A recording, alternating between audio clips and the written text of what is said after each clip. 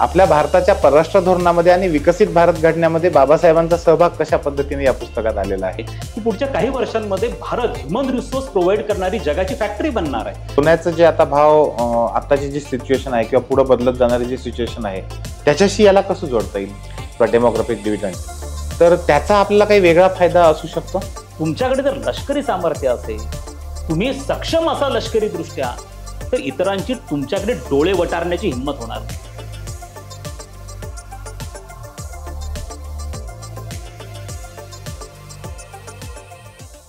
मंडळी नमस्कार, कसे आहात सगळे मित्रांनो। आपण मागे डॉक्टर शैलेंद्र देवळानकर सरांचा पॉडकास्ट घेतला होता आणि तुमच्यापैकी अनेक लोकांनी खूप साऱ्या प्रतिक्रियांचा अगदी पाऊस पडला त्या पॉडकास्टवर। अलीकडच्या काळामध्ये आपले तात्या म्हणजे डोनाल्ड ट्रम्प आता अमेरिकेचे राष्ट्राध्यक्ष झालेले आहेत आणि अलीकडच्या काळामध्ये खूप साऱ्या वेगवेगळ्या चर्चांना पेव फुटलेला आहे। ह्या सगळ्या पार्श्वभूमीवर डॉक्टर शैलेंद्र देवळानकर सरांचं बदलत्या विश्वरचनेमध्ये वेद विकसित भारताचा नावाचं एक अतिशय सुंदर अभ्यासपूर्ण पुस्तक आलेलं आहे आणि ह्या पुस्तकासंदर्भात आणि ह्या बदललेल्या परिस्थितीच्या संदर्भात त्यांच्यासोबत गप्पा मारण्यासाठी पुन्हा एकदा सर आपल्या स्टुडिओमध्ये आज आहेत। सर, 3S टॉक पॉडकास्टमध्ये आपलं खूप खूप स्वागत। धन्यवाद विशालजी, माझ्यासाठी निश्चितच हा आनंदाचा क्षण आहे। सर हे जे अलीकडच्या काळामध्ये म्हणजे ट्रम्प आपले राष्ट्राध्यक्ष झाले अमेरिकेचे आणि त्यानंतर हे जे वातावरण बदलत आहे आणि त्याच संदर्भामध्ये तुमचं हे पुस्तक आता अलीकडे आलेलं आहे। सुरुवातीला मला पुस्तकांबद्दल थोडं सांगा। वेद विकसित भारताचा बदलत्या आंतरराष्ट्रीय परिस्थितीमध्ये हे पुस्तक प्रामुख्याने पुढच्या 25 वर्षांमध्ये भारताने जे उद्दिष्ट ठेवलेलं आहे विकसनशील भारताला, जो एक मिडल इन्कम ग्रुप नेशन आहे, त्याला विकसित भारतामध्ये कसं परावर्तित करता येईल। जर आपण अर्थशास्त्राच्या दृष्टिकोनातून पाहिलं तर आपल्या एकूणच अर्थव्यवस्थेचा आकार जो सध्या साधारणतः $3 ट्रिलियन आहे, तो वाढून आपल्याला $10 ट्रिलियन पर्यंत कसा घेऊन जाता येईल। आपला पर कॅपिटा इन्कम जो भारतीयांचा आहे तो साधारणतः $2800 आहे, तो वाढून साधारणतः $10,000 पर्यंत कसा घेऊन जाता येईल। या दोन्ही दृष्टिकोनातून प्रयत्न करण्यासाठी त्यासाठी आपला जीडीपीचा ग्रोथ रेट हा साधारणतः 8 to 9% कसा मेंटेन ठेवता येईल आणि त्यासाठी भारताला नेमकं काय काय करावं लागेल, कोणत्या कोणत्या क्षेत्रांमध्ये जास्तीत जास्त लक्ष द्यावं लागेल। मग इन्फ्रास्ट्रक्चर डेव्हलपमेंट आहे, स्किल मॅनपॉवरची निर्मिती आहे, हेल्थ आहे, या सगळ्या बाबतींमध्ये भारताला नेमकं काय केलं पाहिजे आहे। तसंच भारताच्या बाबतीमध्ये काही सेक्टर्स असे आहेत जसं ऑइल, म्हणजे भारत हा आशिया खंडातला नंबर 2ऱ्या क्रमांकाचा तेलाचा आयातदार एवढा मोठा देश आहे। त्याचप्रमाणे आपण सोन्याच्या बाबतीमध्ये संपूर्ण आशिया खंडामधला सगळ्यात मोठा सोन्याचा आयातदार पण आपण आहोत। त्यामुळे या क्षेत्रांचा देखील विकसित भारताशी कसा संबंध आहे आणि सर्वात महत्त्वाचं म्हणजे आपलं परराष्ट्र धोरण। आज परराष्ट्र धोरणाचा आणि विकसित भारताचं उद्दिष्टाचा खूप जवळचा संबंध आहे। जर आपल्याला हे उद्दिष्ट गाठायचं असेल तर आपल्या शेजारी आपल्याला संयुक्तिक परिस्थिती असणं खूप गरजेचं आहे। जागतिक परिस्थितीत संयुक्तिक असणं खूप गरजेचं आहे। जर आपण चीनचं उदाहरण घेतलं तर चीनने जेव्हा आपल्या अशा स्वरूपाचा विकासाची योजना आखली होती साधारणतः 1980च्या दशकाच्या पूर्वार्धामध्ये, ज्या वेळेला डेन शियाओपिंग हे चीनचे राष्ट्राध्यक्ष बनले होते आणि त्या 30 वर्षाची जी चीनची योजना होती 1981 ते 2011 या काळामध्ये आपण पाहिलं तर शक्यतो चीनने कोणाशी संघर्ष टाळलेला होता। त्यासाठी चीनचं परराष्ट्र धोरण एक साधन म्हणून वापरलं गेलं होतं। त्यामुळे पुढच्या 25 वर्षांमध्ये आपल्याला परराष्ट्र धोरण जे आपलं आहे हे प्रामुख्याने भारतामध्ये फॉरेन डायरेक्ट इन्व्हेस्टमेंट कशा उत्तम पद्धतीने आणता येईल, आपल्या विकासाला अडथळे कोणते येऊ नये या दृष्टिकोनातून प्रयत्न करणं हे किती गरजेचं असेल। आणि सगळ्यात महत्त्वाचं म्हणजे आपल्या एकूणच आज भारतामध्ये जर आपण महागाई म्हटलं तर महागाईचा आणि परराष्ट्र धोरणाचा देखील खूप जवळचा संबंध आहे। गेल्या काही वर्षांमध्ये भारतामध्ये महागाई वाढलेली नाहीये। आपल्या महागाईचा आणि तेलाच्या आयातीचा खूप जवळचा संबंध आहे। जर रशिया युक्रेन युद्ध जेव्हा सुरू झालं 2 वर्षांपूर्वी, तेव्हा अनेक देशांमध्ये तेलाच्या किमती, म्हणजे आपल्या शेजारी देश जर आपण पाहिले, श्रीलंका आहे, पाकिस्तान आहे, 300-300 रुपयांपेक्षा जास्त पेट्रोलच्या किमती झाल्या होत्या। भारतात हे का नाही घडलं? भारतात हे यासाठी नाही घडलं की आपण आपल्या राजनयाचा उत्तम पद्धतीने वापर केला। एस जयशंकर साहेब यांचं राजनय त्यासाठी आपल्याला खूप कामाचा ठरला आणि आपण रशियाकडनं तेल आयात करायला सुरुवात केली। त्यामुळे भारतामध्ये तेलाच्या किमती भडकल्या नाहीत, त्यामुळे महागाई नियंत्रणात राहिली।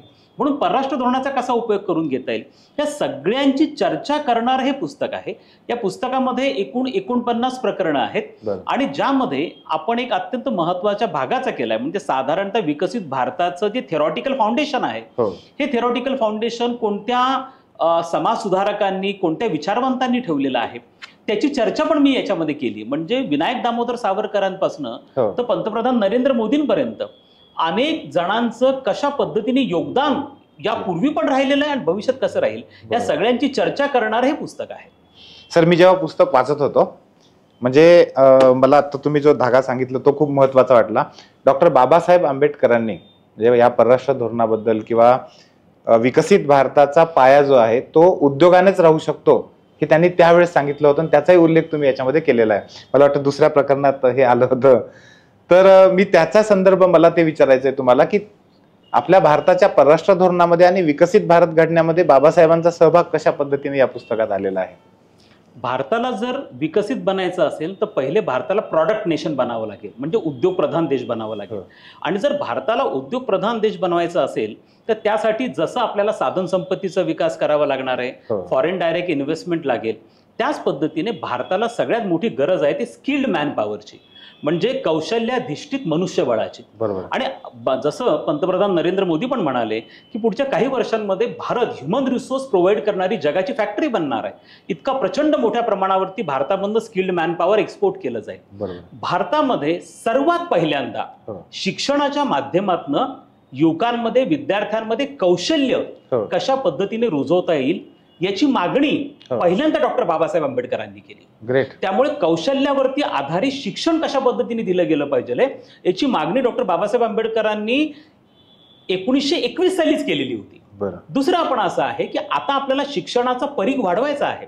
आपण शिक्षणामधला ग्रॉस एनरोलमेंट रेशो वाढवण्याचा प्रयत्न करतोय. आपण शिक्षणाचा संख्यात्मक आणि गुणात्मक विकास करण्याचा प्रयत्न करतोय.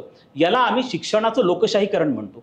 डॉक्टर बाबासाहेब आंबेडकर हे पहिले व्यक्ती होते की ज्यांनी पहिल्यांदा उघडपणे शिक्षणाच्या लोकशाहीकरणाची मागणी केलेली होती.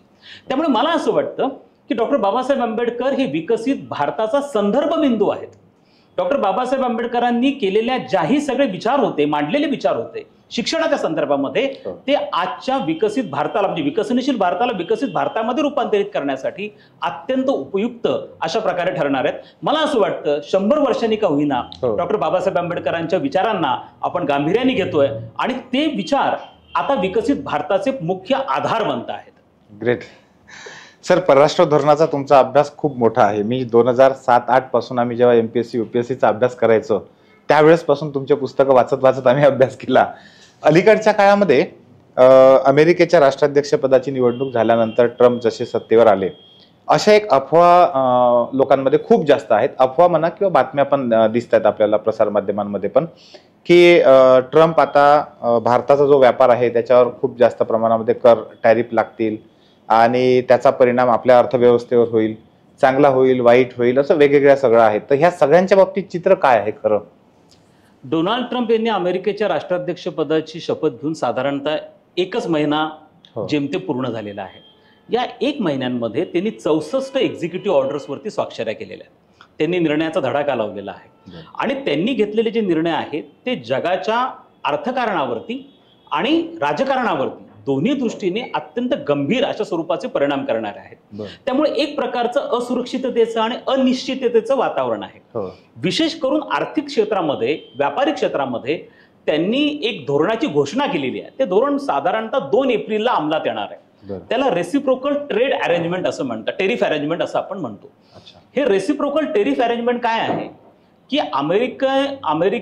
अमेरिकेच्या वस्तूंवरती ज्या ज्या देशांनी जितका कर लावलेला आहे तितकाच कर अमेरिका त्या देशांच्या वस्तूंवरती लावेल. त्यामुळे जर आपण भारताच्या दृष्टिकोनातून विचार केला तर आपल्याला असं जाणवेल की भारताने साधारणतः ऍग्रिकल्चर प्रॉडक्ट असतील, इंडस्ट्रियल प्रॉडक्ट असतील, यामध्ये जेवढा टेरिफ अमेरिकन वस्तूंवरती लावलेला आहे तेवढाच टेरिफ भारतीय वस्तूंवरती अमेरिका लावेल. आणि याचा परिणाम आपल्यावरती काही सेक्टर्समध्ये होण्याची शक्यता नाकारता येत नाही. जर आपण भारत आणि अमेरिका यांच्यातला व्यापार पाहिला तो साधारणतः सध्या $200 अब्ज व्यापार आहे. पुढच्या 5 वर्षांमध्ये तो $500 अब्ज पर्यंत घेऊन जायचा आपण विचार करतोय. जर भारताचा एकूणच जगाशी जो व्यापार आहे त्याच्या तुलनेमध्ये जर आपण अमेरिकेबरोबरचा व्यापार पाहिला तर तो फार नाहीये, तो साधारणतः 2 ते 3% तो व्यापार येतो आहे. तसंच आपली जी अर्थव्यवस्था आहे ही अर्थव्यवस्था अत्यंत डायव्हर्सिफाईड अशा प्रकारची आहे. म्हणजे आपल्याकडे ऍग्रिकल्चर प्रॉडक्ट बरोबर ट्रक्सचं देखील उत्पादन होतं, आपण ऑटो पार्ट्स देखील तयार करतो, जेम्स अँड ज्वेलरी पण आपल्याकडे आहे, केमिकल्स पण आपल्याकडे तयार होतात आपल्याकडे, त्याचप्रमाणे ऍग्रिकल्चर प्रोडक्ट्स हे देखील आपल्याकडे मोठ्या प्रमाणावरती तयार होतात. फार्मास्युटिकल्स मध्ये आपण अत्यंत मोठे आहोत. हा प्रकार इतर देशांच्या बाबतीत नाहीये. तुम्ही जर दक्षिण कोरियाचं उदाहरण घेतलं तर ते होम अप्लायन्सेस मध्ये फार पुढे आहेत. आपण काही साऊथ ईस्ट एशियन नेशनचं उदाहरण घेतलं तर ते टिंबर प्रॉडक्ट्स मध्ये असतील किंवा इतर प्रॉडक्ट्स मध्ये आहे. आपला शेजारी बांगलादेश आहे, तो प्रामुख्याने गार्मेंट्स मध्ये आहे. भारताच्या बाबतीमध्ये ते नाहीये. दुसरं, भारताची जी डोमेस्टिक मार्केट आहे ते प्रचंड मोठं आहे. म्हणजे आपल्याकडे साधारणतः 142 कोटींचं ही मोठी बाजारपेठ आहे. त्यामुळे डोमेस्टिक कन्झम्पशन आपल्याकडे फार मोठ्या प्रमाणावरती आहे. त्यामुळे डोनाल्ड ट्रम्प यांनी जरी भारतीय वस्तूंवरती जो आयात शुल्क आहे ते वाढवलं तरी त्याचा फारसा परिणाम हा भारतावरती होणार नाही. आपण पाहिलं पाहिजे की साधारणतः आपण अमेरिकेला नेमकं काय निर्यात करतो, तर प्रामुख्याने आपण अमेरिकेला जे निर्यात करतो त्यात नंबर 1 ला आहे तो जेम्स आणि ज्वेलरी. आपण 12 अब्ज डॉलरचे जेम्स आणि ज्वेलरी हे अमेरिकेला निर्यात करतो, हा पहिला.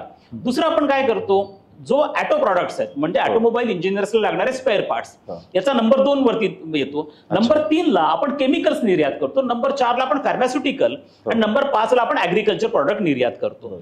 आता असं धरून चला की साधारणतः जेम्स आणि ज्वेलरी आणि ऑटो प्रॉडक्ट्स याच्यावरती परिणाम मात्र होऊ शकतो जर त्यांनी भारत साधारणतः 23% जर टेरिफ लावत असेल, त्यांनी जर 23% टेरिफ लावलं तर परिणाम नक्की होईल. मात्र विशांतजी, तुम्ही ह्या अँगलने पण विचार करा की जर भारतीय, अमेरिका हा असा देश आहे की अमेरिकेमध्ये स्वतःचं उत्पादन फार नाहीये. बरोबर. म्हणजे जसं आपण मेक इन इंडियाच्या माध्यमातून भारतामध्ये उत्पादन वाढवतोय, अमेरिका हा देश इतरांकडनं आयात करतो. बरोबर. त्यांच्याकडे स्वतःचं उत्पादन फार कमी आहे. त्यामुळे आता तो अमेरिकेमध्ये जे औषधं वापरली जातात ही प्रामुख्याने भारतीय औषधं आहेत. जेनेरिक मेडिसिन्स मध्ये जगामध्ये सगळ्यात जास्त जेनेरिक मेडिसिन प्रोड्यूस करणारा भारत देश आहे. म्हणजे जर अमेरिकेमधल्या एका नागरिकाला उद्या $2 एक औषध मिळत असेल आणि जर तुम्ही आमच्या फार्मास्युटिकल, आमच्या औषधांवरती उद्या टेरिफ वाढवला आणि तो तुम्ही 20% केला, 25% केला, तर अमेरिकेमध्ये पण ती वस्तू महाग बनणार आहे. म्हणजे अमेरिकेमध्ये पण महागाई वाढणार आहे. त्यामुळे डोनाल्ड ट्रम्पला याचा पण विचार करावा लागेल. तर मला असं वाटतं की डोनाल्ड ट्रम्प आपल्याला ती शिक्षा देणार नाहीत. पण डोनाल्ड ट्रम्प हे उद्योगपती आहेत, त्यांची डील करण्याची, बिझनेस करण्याची एक पद्धत आहे. ते आयुष्यभर डील करत आलेले आहेत. त्यामुळे डील करत असताना आपण वातावरण निर्मिती करायची, दबाव वाढवायचा आणि असं सांगायचं की आम्ही काहीतरी मोठं करणार आहोत आणि मग दुसऱ्यावरती दबाव टाकायचा, सौदेबाजी करायची आणि आपल्या पदरामध्ये कन्सेशन्स पाडून घ्यायचे. विशालजी, साधारणतः बघा, डोनाल्ड ट्रम्प यांच्या व्यक्तिमत्वाचे 2 पैलू आपल्याला दिसून येतात. एक आहे ज्याला आपण रियालिटी शोचा अँकर. आता जो रियालिटी शोचा अँकर आहे तो उत्सुकता निर्माण करतो लोकांमध्ये की प्रत्येक क्षणाला तो काहीतरी नवीन घेऊन येतो. लोकांची उत्सुकता ताणली जाते. कधी कधी लोक घाबरतात, अरे बापरे, हा पुढच्या क्षणाला काय घेऊन येणार आहे. डोनाल्ड ट्रम्प तसंच पद्धतीने का रियालिटी शोचा अँकर सारखं करतात, दर दिवशी काहीतरी सरप्राइजेस जगाला देतात. आणि दुसरा जो त्यांच्या व्यक्तिमत्वाचाच भाग आहे, रिअल इस्टेट एजंट. हा व्यक्ती रिअल इस्टेट मधला माणूस आहे. त्यामुळे त्यांनी सांगितलं, गाझा स्ट्रीप मला देऊन टाका, मी त्याचं रिडेव्हलपमेंट करतो. मला कॅनडा देऊन टाका, मी त्याचं रिडेव्हलपमेंट करतो. हे काय प्रकार आहे? हे एखाद्या रिअल इस्टेट एजंट सारखा हा बोलतोय. म्हणजे डोनाल्ड ट्रम्प रियालिटी शो अँकर आणि रिअल इस्टेट एजंट या पद्धतीने आपलं काम करतायत, जगाला धक्के देत आहेत. पण भारताच्या बाबतीत ते करू शकणार नाहीयेत. कारण आता जर चीन बरोबर त्यांचं भांडण असेल आणि चीन बरोबर जर त्यांनी प्रचंड आयात शुल्क वाढवलं, फॉर एक्झाम्पल केमिकल्सच्या उत्पादनामध्ये चीन जगामध्ये नंबर 1 ला आहे, त्याच्या खालोखाल भारत येतो. पण उद्या जर चीनच्या केमिकल्सवरती टेरिफ अमेरिकेने वाढवलं तर ते महाग होणार. स्वाभाविकपणे भारताच्या केमिकल्सला किंमत वाढणार, त्यामुळे त्याची मागणी वाढणार. म्हणून भारताचा त्याचा फायदा होणार आहे. जितके जास्त टेरिफ डोनाल्ड ट्रम्प चीनच्या विरुद्ध लावतील तितका भारताला फायदा होईल, तितकी भारताची निर्यात वाढेल. त्यामुळे भारताच्या वस्तू हे तुलनात्मकदृष्ट्या स्वस्त बनतील. त्यामुळे एक अर्थाने याला केवळ भीतीचा भाग म्हणून बघता कामा नये, तर याचे आपले काही फायदे पण होणार आहेत. आणि मला असं वाटत नाही, आपण क्वाडचे सदस्य देश आहोत, त्यांना आपल्याबरोबर व्यापार 500 अब्ज डॉलर्स पर्यंत घेऊन जायचा आहे. जर टेरिफ वाढवलं तर 500 अब्ज डॉलर्स पर्यंत कसं घेऊन जाईल. दुसरा मुद्दा याच्यामध्ये असा आहे की भारताने देखील आता काही बाबतीमध्ये पावलं उचलायला सुरुवात केली आहे. एक तर जी बर्बन व्हिस्की म्हणून प्रकार आहे, जो अमेरिकेची फार इच्छा आहे की भारतीय भारतामध्ये ती विकली जावी, त्याच्यावरचा कर आपण ड्रास्टिकली कमी केला आहे. दुसरं हार्ले डेव्हिडसन ही मोटरसायकल आहे, याच्यावरती आपण 100% टेरिफ लावायचो, तो आपण ड्रास्टिकली कमी करून टाकलेला आहे. त्यामुळे हार्ले डेव्हिडसन मोटरसायकल आता भारतीय बाजारपेठेमध्ये मोठ्या प्रमाणात विकली जाईल. बर्बन व्हिस्की जी अमेरिकेत बनवली जाते ती भारतामध्ये मोठ्या प्रमाणावरती विकली जाईल. मात्र हे लक्षात ठेवणं गरजेचं की आपली रॉयल एनफिल्ड ही आपली भारताची मोटरसायकल आहे, पण रॉयल एनफिल्ड घेणारा कस्टमर हा वेगळा आहे. हार्ले डेव्हिडसनची किंमत कितीही कमी झाली तरी ते रॉयल एनफिल्डच्या बरोबर नाही येणार. त्यामुळे आपला कस्टमर हा रॉयल एनफिल्डकडेच जाईल. जो एखादा श्रीमंत कस्टमर आहे तो हार्ले डेव्हिडसनकडे जाऊ शकतो. त्यामुळे मला असं वाटतं आपल्याला घाबरण्याची गरज नाहीये. जरी अमेरिकन वस्तूंवरचे कर आपण कमी केले आणि त्या भारतीय बाजारपेठेमध्ये मिळायला लागल्या तरी देखील त्याची तुलना किंवा त्याची स्पर्धा आपल्या प्रॉडक्ट बरोबर होऊ शकत नाही.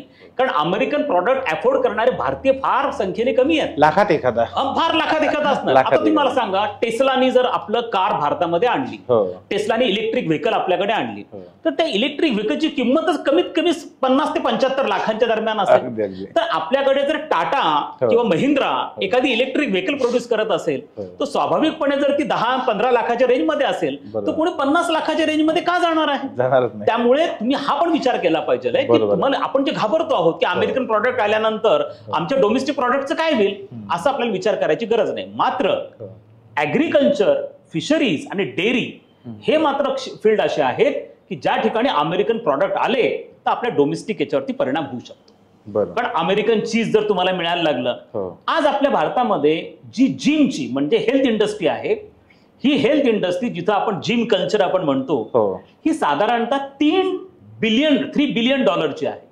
आज जिम मध्ये जाणाऱ्या प्रत्येकाला व्हे प्रोटीन घ्यावं लागतं, म्हणजे ती घेतात व्हे प्रोटीन. फार क्रेज आहे तरुणांमध्ये व्हे प्रोटीन घेण्याची. या व्हे प्रोटीन विकणारा अमेरिका फार मोठा देश आहे. आपल्याला याची कल्पना आहे की भारतीय कंपन्या पण व्हे प्रोटीन बनवतात, अमेरिकन कंपन्या पण व्हे प्रोटीन बनवतात. त्यामुळे आपण काय केलं, 2019 मध्ये दुधाची भुकटी, ते म्हणजे व्हे प्रोटीनच एक पद्धतीने, त्याच्यावरची इम्पोर्ट ड्युटी प्रचंड वाढवली, जेणेकरून आपले जे डोमेस्टिक इंडस्ट्री आहे, डेअरी प्रॉडक्ट्स आहेत, त्याला प्रोटेक्शन मिळू शकेल. पण मला असं वाटतं की किती काळ तुम्ही अशाच पद्धतीने आपल्या डोमेस्टिक इंडस्ट्रीला प्रोटेक्ट करणार, त्यांना सबसिडी देणार? ते शेवटी भारतीय गिरायकांना पण चॉईस मिळाला पाहिजे ना. त्यामुळे तुम्ही स्पर्धात्मक प्रॉडक्ट तयार करा, कॉम्पिटिटिव्ह प्रॉडक्ट तयार करा. त्यामुळे ह्या स्पर्धेपासून भारताने दूर जाता कामा नये. किंबहुना ते कमी केलं तर आमच्या समोर चॉईस असेल की एखादा महागातला प्रॉडक्ट घ्यायचा की आमच्याकडचा स्वस्तातला घ्यायचा. भारतीय गिरायकाला तो चॉईस मिळेल. त्यामुळे भारताने आपल्या सगळ्या वस्तूंना पूर्णपणे प्रोटेक्शन देणं, त्यांना कंटिन्युअसली सबसिडी देत राहणं हे करता कामा नये. जेवढी स्पर्धा जास्त तेवढी तुमच्या प्रॉडक्टची क्वालिटी पण जास्त, कारण त्यांना सर्व्हायव्हलसाठी आपली क्वालिटी पण इम्प्रूव्ह करावी लागणार. त्यामुळे मला असं वाटतं की यांनी घाबरता कामा नये. उलट आपण ओपन हार्टेडली जो आपण आता बायलॅटरल ट्रेड अरेंजमेंट किंवा अग्रीमेंट अमेरिकेबरोबर करतो आहोत, तो सेक्टोरल असेल. काही सेक्टर्स मधला टेरिफ आपण कमी करणार आहोत. पुढच्या काळामध्ये बऱ्यापैकी अमेरिकन प्रॉडक्ट्स तुम्हाला भारतीय बाजारपेठेमध्ये दिसून येतील. सर, याच्यासोबतच याचा संबंध सोन्याच्या भावाशी पण कसा आहे? कारण मागे पण आपण याची चर्चा केली होती. सोन्याचं जे आता भाव, आताची जी सिच्युएशन आहे किंवा पुढे बदलत जाणारी जी सिच्युएशन आहे, त्याच्याशी याला कसं जोडता येईल? बघा, सोन्याचे भाव साधारणतः 88,000पर्यंत भारतामध्ये पोहोचलेले होते. जागतिक बाजारपेठेमध्ये देखील सोन्याचे भाव मोठ्या प्रमाणावरती वाढले. त्याच्या मागे अनेक कारणं आहेत. पण जर पाहिलं तर डोनाल्ड ट्रम्प जेव्हा राष्ट्राध्यक्ष झाले त्याला 1 महिन्यामध्ये सोन्याच्या भावाने चांगल्याच पद्धतीने उसळी घेतली. याचं कारण असं आहे, एकतर डोनाल्ड ट्रम्प यांनी ज्या पद्धतीचे ते निर्णय घेता आहेत त्यामुळे एक प्रकारची अनिश्चितता, असुरक्षितता निर्माण झाली. दुसरं असं आहे की त्यांनी ज्या पद्धतीने जकात किंवा आयात शुल्क वाढवण्याचे निर्णय घेतलेले आहेत त्यामुळे व्यापार मंदावेल. म्हणजे जर चीन बरोबरच तुम्ही इम्पोर्ट ड्युटी प्रचंड वाढवली चीनी प्रॉडक्टवरची, कॅनेडियन प्रॉडक्टवरची, मेक्सिकन प्रॉडक्टवरची, तर व्यापार मंदावेल. व्यापार जर मंदावला तर सोन्यामधली गुंतवणूक वाढते, कारण तुम्हाला शेवटी प्रॉफिटचा सोर्स आहे. तुम्ही व्यापारातला पैसा तिकडे डायव्हर्ट करता. हा पहिला मुद्दा. दुसरा मुद्दा असा आहे की ज्या ज्या वेळेला डॉलरचं मूल्य कमी होतं त्या वेळेला सोन्याचे भाव वाढतात. आता असं झालंय की डोनाल्ड ट्रम्प जाणीवपूर्वक प्रयत्न करतायत की डॉलरचं मूल्य कमी व्हावं. आणि ते का करत आहेत याचं कारण असं आहे की अमेरिकन प्रॉडक्ट्स हे खूप महाग का बनतात, कारण डॉलरची किंमत फार महाग आहे. त्यामुळे डॉलरचं मूल्य जर कमी झालं तर अमेरिकन प्रॉडक्ट स्वस्तामध्ये मिळू शकतील. दुसरं असं आहे की त्यांना आता जसं आपण मेक इन इंडिया करतो तसं मेक इन अमेरिका करायचं आहे. अमेरिकेमधले डोमेस्टिक इंडस्ट्रीज त्यांना प्रचंड वाढवायच्या, त्यांना प्रोडक्शनकडे जायचं आहे आणि त्यांना निर्यात वाढवायची. तर तसं त्यांना करायचं असेल तर डॉलरचं मूल्य पण त्यांना कम्पॅटिबल अशा पद्धतीने करावं लागेल. ठेवलं. त्या दृष्टिकोनातून डोनाल्ड ट्रम्प प्रयत्न करतात. त्याचा परिणाम हा सोन्याच्या भावावरती होताना आपल्याला दिसतोय. दुसरीकडे जी प्रचंड अनिश्चितता निर्माण झालेली आहे, त्यामुळे अनेक राष्ट्रांना भीती आहे की आम्ही आमच्या ज्या फॉरेन ऍसेट्स आहेत त्याचं काय होईल. म्हणजे रशियाच्या अब्जावधीच्या फॉरेन ऍसेट ज्या होत्या, ज्या परदेशामध्ये त्यांनी ठेवलेल्या होत्या, त्या सगळ्या डॉलरमध्ये होत्या, त्या पूर्ण गोठवण्यात आल्या. अफगाणिस्तानमध्ये तालिबान सरकार आलं तेव्हा त्यांच्या ऍसेट्स डॉलरमध्ये फॉरेन मधल्या होत्या, त्या सगळ्या गोठवण्यात आल्या.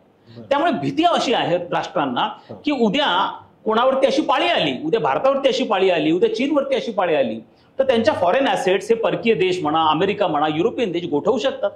त्यामुळे आपण देखील मागच्या वर्षी बँक ऑफ लंडन मध्ये ठेवलेलं 100 टन सोनं हे आपण भारतात परत आणलं. अशाच पद्धतीने 75 देशांच्या सेंट्रल बँका ह्या आता सध्या टनानी सोनं खरेदी करता आहेत. आणि त्यामुळे सोन्यामधली गुंतवणूक सामान्य माणसाची जशी वाढली आहे तशी राष्ट्रांची पण वाढलेली आहे. आता जर आपण आपला एकूण फॉरेक्स म्हणतो त्याला, आपली परकी गंगाजळी ही सध्या साधारणतः 700 अब्ज आहे. या 700 अब्ज मध्ये 800 टन हे सोनं आहे. साधारणतः त्याचं प्रमाण हे 4 ते 6% असतं. प्रत्येक राज्याच्या फॉरेक्स मध्ये सोन्याचं प्रमाण हे 4 ते 6% असतं. ते आता वाढून 12% राष्ट्र घेऊन जात आहेत. जवळजवळ दुप्पट. हा, का बरं करतायत? कारण डॉलरची जी मक्तेदारी आहे, सगळा व्यवहार डॉलरमध्ये चालतो.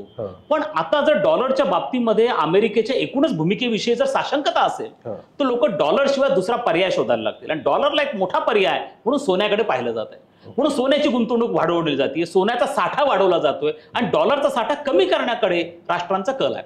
त्यामुळे पुढच्या येत्या काळामध्ये तुम्हाला असं दिसेल की ज्या पद्धतीची प्रचंड स्पर्धा राष्ट्रांमध्ये सोने खरेदीसाठी आहे, सामान्य गिरायकांमध्ये सोने खरेदीसाठी आणि विशेष करून चीनमध्ये, चीनने भारताला मागे टाकत सोन्याचं नंबर 1चा कस्टमर बनलेला आहे, आशिया खंडातला इम्पोर्टर बनलेला आहे. का? कारण चीनमध्ये, चीनच्या एकूण जीडीपी मध्ये 29% भाग हा रिअल इस्टेटचा होता. पण आता रिअल इस्टेटमध्ये उतरती कळा चीनमध्ये लागली. सामान्य माणूस रिअल इस्टेटमध्ये गुंतवायचा. त्यामुळे जो सामान्य माणूस रिअल इस्टेटमध्ये चीनच्या गुंतवायचा, त्या रिअल इस्टेटला उतरती कळा लागल्यामुळे त्यांनी आता सोन्यात गुंतवणूक करायला सुरुवात केली. आणि त्यामुळे चीनकडनं सोन्याची आयात प्रचंड मोठ्या प्रमाणावर वाढली. आणि हा प्रभाव तुम्हाला जगभरामध्ये दिसून येतो. त्यामुळे मला असं वाटतं की सोन्याच्या किमती ह्या येत्या काळामध्ये देखील अशाच पद्धतीने राहतील. अगदी एखाद दुसऱ्या हजारांनी प्लस मायनस होऊ शकतात, पण त्या ड्रास्टिकली कमी होण्याची शक्यता फार नाहीये. याचं कारण जागतिक स्तरावरती कमालीची असुरक्षितता आहे. सर, ही सगळी जी स्ट्रॅटेजी आहे, परराष्ट्र नीती आहे, अमेरिका अमेरिकेच्या पद्धतीनं करतोय, आपण आपल्या पद्धतीनं करतायत आणि इतर देश पण करतायत. त्याच्यामध्ये तुम्ही या पुस्तकामध्ये 26व्या प्रकरणात डिव्हिडंड जो सांगितलाय, आपला डेमोग्राफिक डिव्हिडंड, तर त्याचा आपल्याला काही वेगळा फायदा असू शकतो? नाही, नक्कीच आहे. बघा, भारत आता जगामध्ये मुळात सर आपल्या प्रेक्षकांना डिव्हिडंड जो हे आहे तो काय आहे ही कन्सेप्ट अनेक लोकांना माहित नाही. मी आपल्याला निश्चितपणे स्पष्ट करून सांगतो की नुकतंच चीनने लोकसंख्येवरती एक व्हाईट पेपर घोषित केला. अच्छा. पहिल्यांदा चीनने असं सांगितलं की आमची लोकसंख्या साधारणतः 50 लाखांनी कमी झाली. तो कदाचित कोविडचा परिणाम असण्याची शक्यता नाकारता येत नाही. आणि त्यानंतर युनायटेड नेशनचं जे पॉप्युलेशन किंवा डेव्हलपमेंट डिपार्टमेंट आहे त्यांच्याकडनं जे स्टॅटिस्टिक पुढे आलं त्यानुसार भारत हा लोकसंख्येच्या बाबतीमध्ये प्रथम क्रमांकाचा देश बनला. साधारणतः आपली लोकसंख्या आजच्या घडीला 142 कोटी आहे, हे आपण अंदाजे म्हणतोय. याचं कारण असं आहे की आपल्याकडे जनगणना जी आहे, ज्याच्या माध्यमातून हे आकडे पुढे येतात, शेवटची जनगणना आपल्याकडे 2011 मध्ये झाली. म्हणजे गेल्या 14 वर्षांमध्ये आपल्याकडे जनगणना झालेली नाहीये. आता त्याची प्रक्रिया ही सुरू झालेली आहे. साधारणतः आपली लोकसंख्या 150 कोटी क्रॉस झाल्याची शक्यता नाकारता येत नाही. पण कुठेही चिंतेचा सूर तुम्हाला दिसत नाहीये, त्याची फारशी चर्चा होताना तुम्हाला दिसत नाही. याचं कारण असं आहे की जरी 150 कोटी आपली लोकसंख्या झालेली असली तरी याच्यातलं ऑलमोस्ट 50% पॉप्युलेशन हे 25 ते 35 वयोगटातलं काम करणार आहे.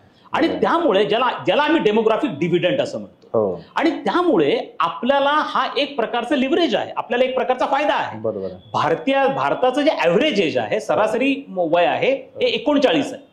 चीनचं 43 आहे. युरोपियन देश आणि अमेरिकेचं 50 क्रॉस आहे. त्यामुळे हे देश झपाट्याने म्हातारे बनतायत, भारत झपाट्याने तरुण बनतो आहे. त्यामुळे आपली सगळ्यात मोठी ऍसेट काय आहे तर आपलं यंग मॅन पॉवर आहे. पण विशालजी, हे यंग मॅन पॉवरला आपण आता ऍसेट म्हणू शकतो का? नाही. याचं कारण असं आहे की जोपर्यंत तुम्ही त्यांच्यामध्ये कौशल्य निर्माण करत नाही, जोपर्यंत तुम्ही त्यांना परफॉर्मिंग ऍसेटमध्ये कन्वर्ट करत नाही, आणि यासाठी शिक्षणाची भूमिका फार महत्वाची आहे. त्यामुळे पुढच्या 25 वर्षांमध्ये शिक्षणाच्या माध्यमातून जर ह्या युवकांमध्ये कौशल्य अंतर्भूत करण्यामध्ये आम्हाला यश आलं तर आपण म्हणू की हा डेमोग्राफिक डिव्हिडंड आहे. नसता हा डेमोग्राफिक डिव्हिडंड डेमोग्राफिक डिझास्टर मध्ये कन्वर्ट होण्याची शक्यता आहे. बरोबर. आणि याची काळजी प्रामुख्याने शिक्षण क्षेत्राला घ्यावी लागेल. म्हणून पुढच्या 25 वर्षांमध्ये भारतामध्ये शिक्षण क्षेत्र एक केंद्रस्थानी असणार आहे. तुम्ही आता जर म्हणजे परफॉर्मिंग ऍसेट जे म्हटलं, म्हणजे जर आपण त्याला स्किल नाही दिलं तर ते एनपीए पण होऊ शकतं, नॉन परफॉर्मिंग ऍसेट पण आपली होऊ शकते. अगदी बरोबर आहे सर. परराष्ट्र संबंधासोबतचा म्हणजे बाबासाहेब आंबेडकरांचं त्याच्यातलं योगदान असेल, पंडित नेहरूंचं योगदान असेल, हे सगळ्यांना जवळपास माहीत आहेत. परंतु वीर दामोदर सावरकर जे होते त्यांचा परराष्ट्र संबंध आणि याच्याशी असलेला संबंध, विकसित भारताचं त्यांचं जे अधिष्ठान आहे ते तुम्ही या पुस्तकात मांडलेलं आहे. ते थोडं आपल्या प्रेक्षकांना उलगडून सांगा की ते कशा पद्धतीनं होतं. जसं मी म्हटलं की भारतामध्ये शिक्षण क्षेत्रामध्ये आता आपण जे गुणात्मक बदल करतो आहोत त्याचा आरंभ बिंदू डॉक्टर बाबासाहेब आंबेडकर आहेत. त्याची मागणी 100 वर्षांपूर्वी डॉक्टर बाबासाहेब आंबेडकरांनी केली होती. कौशल्यावरती आधारित शिक्षण असेल, शिक्षणाचं लोकशाहीकरण असेल, आणि किंबहुना डॉक्टर बाबासाहेब आंबेडकर हे एकमेव अशा प्रकारचे विचारवंत होते की त्या काळामध्ये, बाबासाहेबांच्या काळामध्ये आपल्याकडे जो ट्रेंड होता भारतामध्ये तो प्रामुख्याने इंग्लंडमध्ये जाऊन शिकण्याचा होता. बरोबर. बाबासाहेब त्याला अपवाद होते. बाबासाहेब अमेरिकेला गेले. पुस्तकात पण मांडलेला आहे तो मुद्दा. आणि यामुळे आज बघत असाल सगळ्या भारतीयांचा ओढा अमेरिकेकडे, शिक्षणासाठी जाण्यासाठी अमेरिकेकडे. त्याची सुरुवात देखील डॉक्टर बाबासाहेब आंबेडकरांनी केली. त्यामुळे जशा पद्धतीचे गुणात्मक बदल आपण आज बघतो आहोत त्याचा आरंभ बिंदू तसे डॉक्टर बाबासाहेब आंबेडकर आहे. आज भारत आपल्या संरक्षणावरती खूप लक्ष देतोय. संरक्षणाच्या आधुनिकीकरणासाठी आपण प्रयत्न करतो आहोत. आज आपण सीमेवरती साधन संपत्तीचा विकास करतो आहोत. आज सीमेवरती रोड्स असतील, रेल कन्स्ट्रक्शन असतील, एअरपोर्ट असतील, या दृष्टीने विचार करतो आहोत. आज भारत आणि चीनमध्ये LAC 3800 किलोमीटरचे आहे.